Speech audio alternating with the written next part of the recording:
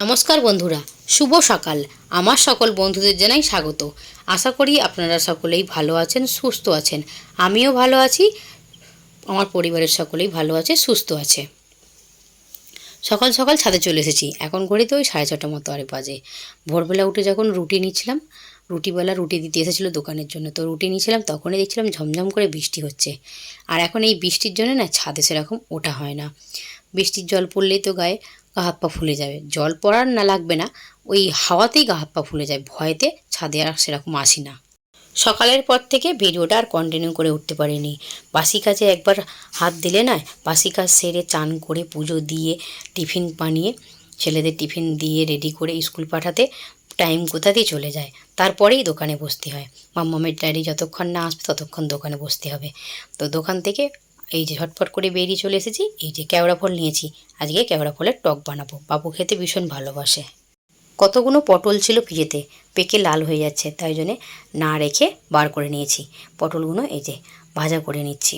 পটল ভাজা খেতে মাম্মামের ড্যাডি ভীষণই ভালোবাসে। আর পটলের যদি দানা থাকে আমার নয় ভালো লাগে না, দানা ছাড়া হলে বেশ ভালো লাগে খেতে। পটলগুলোকে উল্টে পাল্টে ভেজে নিচ্ছি। বাবু আর মামকে স্কুলে ছেড়ে মাম্মামের ড্যাডি গেছিলো দুধ আনতে।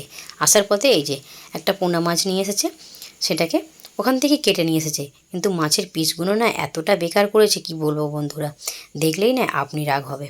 মাছগুলোকে ভেজে তুলে নিয়েছি। তুলে নেওয়ার পর এই মাছের মধ্যে ডিম হয়েছিল, এই যে ডিমটাকেও ভেজে নিচ্ছি।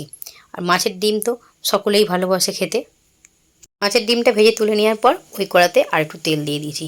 তেল দিয়ে এই যে তেলটা গরম করে নিয়ে লম্বা লম্বা করে কেটে রাখা আলু আর একটা কাঁচকলা ছিল, কাঁচকলাটাকে দিয়ে আজকে পোনা মাছটা দিয়ে ঝোল করব। সবজি পড়ে থাকলে না নষ্ট হয়ে যাবে, তাই ভাবলাম কলাটা যদি ফেলে রাখি নষ্ট হয়ে যাবে, তার থেকে ঝোল করে ফেলি। তাই জন্যে কলা আলুটাকে ভালো করে লাল করে ভেজে নিয়ে এই যে কুচিয়ে রাখা পেঁয়াজটাকেও তুলে দিলাম। পেঁয়াজটা দিয়ে ভালো করে লাল করে ভেজে নেব।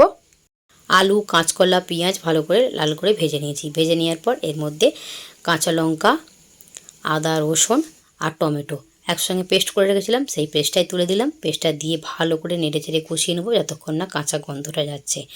আর এর থেকে তেল ছেড়ে আসা পর্যন্ত এটা কষাতে থাকবো। এর মধ্যে এবার রেগুলার যা মশলা, ধনে গুঁড়ো, জিরে গুঁড়ো, লঙ্কা গুঁড়ো, হলুদ গুঁড়ো আর স্বাদ মতো লবণ দিয়ে ভালো করে নেড়ে চেড়ে কষিয়ে নেব। কষিয়ে নিয়ে আর জার ধোয়া জলটাও দিয়ে দেবো যাতে মশলাটা পুড়ে না যায়। দিয়ে ভালো করে আবারও কষিয়ে নেব। মশলাটা কষিয়ে নিয়ে পরিমাণ মতো জল দিয়ে দিয়েছিলাম। জলটা একটু বেশিই দিয়েছিলাম ঝোল হবে বলে। ঝোলটা ফুটে উঠতেই ভেজে রাখা মাছগুলোকে এক এক করে তুলে দিয়েছি। মাছগুলো তুলে দিয়ে গ্যাসের ফ্লেমটা লো করে দিয়ে 8 থেকে 10 মিনিট ঢেকে এটা রান্না করে নিয়েছি। আলুটাও সেদ্ধ হয়ে গেছে, ঝোলটাকে এবার নামিয়ে নেব। আগের দিনকে কেওড়ার টক বানিয়েছিলাম, সেটা আপনাদেরকে দেখিয়েছিলাম। কিভাবে রান্না করেছিলাম সেটা আপনাদেরকে দেখাইনি। আমি যেভাবে বানাই সেভাবেই আপনাদেরকে দেখাচ্ছি। বোটাটা ছাড়িয়ে নিয়ে ভালো করে ধুয়ে লবণ হলুদ দিয়ে ভাপাতে দিয়েছিলাম। আর ভাপানো জলটা আমি রেখে দিয়েছি।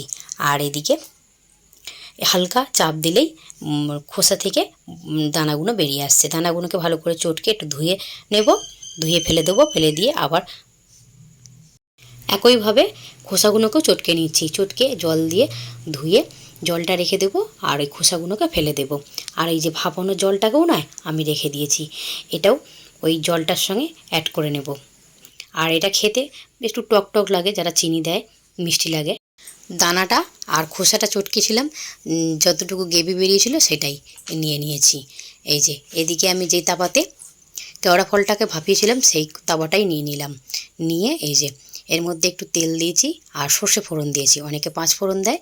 দিয়ে সামান্য পরিমাণে হলুদ আর স্বাদ মতো লবণ দিয়ে এই যে জলটা ঢেলে দিলাম। দিয়ে আর একটু জল দিয়ে এটাকে ফুটিয়ে নেব। আমি যেহেতু চিনি পছন্দ করি না, আমাদের বাড়িতে কেউ চিনিটা খায় না টক বানালে, তাই জন্যই আমি চিনি দিলাম না। যখন চাটনি বানাই তখন কিন্তু আবার চিনি দিই, টক বানালে চিনি দিই না। এই যে হয়ে গেছে, এটা নামিয়ে নেব। চলুন বন্ধুরা, রোজকারের মতোই একই জিনিস দুপুরে কী কী রান্না করলাম এই যে দেখে নিচ্ছি। ভাত আর তার সাথে পটল ভাজা করেছি, পটল ভাজা আর রয়েছে মাছের ডিম। আজকে একটুখানি বাড়তি পাওনা হয়েছে, মাছ থেকে ডিম বেরিয়েছে।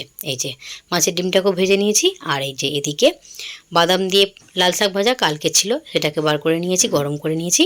আর এদিকে কাঁচকলা আলু দিয়ে পোনা মাছের ঝোল। তার সাথে এই যে বাবুর ভীষণ একটা পছন্দের খাবার কেওড়া ফলের টক। তার সাথে না আমি একটা আম ছিল কেটে নিয়েছি, এই যে শশাও কেটে নিয়েছি। চলুন বন্ধুরা সকলকে খেতে দিই, পরে কথা হচ্ছে। এখন ঘড়িতে 4:30 বাজে। বাবুর ড্যাডি গেছে বাবুকে স্কুলে আনতে। যা ঝমঝম করে বৃষ্টি হচ্ছে, মনে হচ্ছে দুজনে মিলেই ভিজে বাড়ি আসবে। আর এই যে বৃষ্টি হচ্ছে, এদের তো ভীষণ আনন্দ, এ তো বৃষ্টিতে ভিজছে। আর আজকের মতো ব্লগটা আমি এখানেই শেষ করছি। আমার ব্লগটা যদি আপনাদের ভালো লেগে থাকে, লাইক দিয়ে পাশে থাকবেন। সকলেই ভালো থাকবেন, সুস্থ থাকবেন।